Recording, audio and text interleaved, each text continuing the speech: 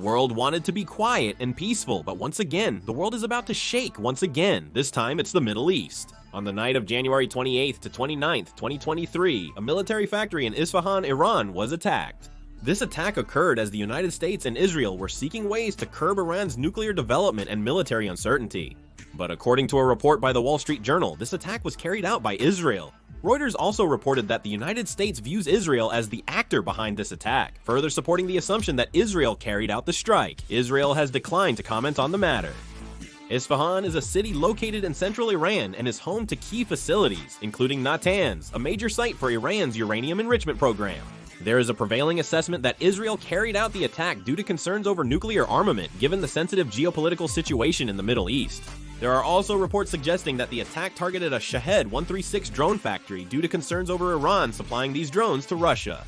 Interestingly, the drones used in the attack were reportedly of Chinese origin, and instead of being launched from Israel, they were said to have originated from Azerbaijan. This detail raises the possibility that the issue could escalate into an international dispute. If Israel indeed carried out this attack, it would mark the first strike against Iran by the coalition government led by Prime Minister Benjamin Netanyahu since his return to office last month after an 18-month hiatus.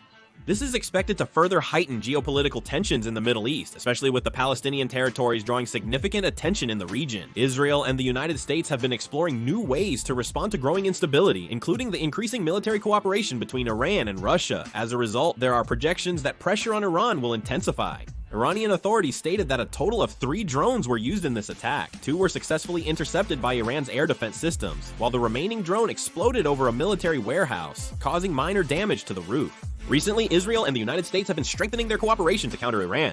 Both sides are engaging in discussions to counter uncertainties, including the strengthening military cooperation between Iran and Russia.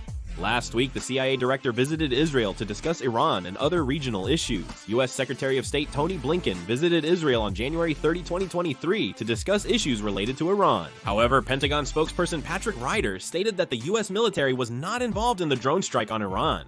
The issue is that during the drone strike on Iran, large-scale GPS jamming was detected in the border areas of Iran, and amid this disruption, Israel's drone attack took place. Additionally, a U.S. Navy reconnaissance aircraft was confirmed to have flown near Iran, raising questions about the possibility of indirect involvement. In fact, Israel and the United States conducted their largest ever joint military exercise last week, involving approximately 7,500 participants. The drills focused on key elements of an attack on Iran, including air defense suppression training and fighter jet refueling tests. Moreover, in addition to the Iran issue, tensions in Palestine are once again escalating. This was the moment when the previously stable Middle Eastern situation was suddenly overturned. It began on January 26th when the newly formed right-wing government deployed Israeli forces to a Palestinian refugee camp in the Jordan Valley to conduct an operation targeting armed groups. The operation was carried out under the pretext of targeting Hamas, Islamic Jihad, and other armed militants. During the operation, 10 Palestinians were killed. In response, 2 days later, a Palestinian gunman opened fire at a synagogue in East Jerusalem, resulting in the deaths of 7 Jewish worshippers. This was the deadliest incident since year 2008.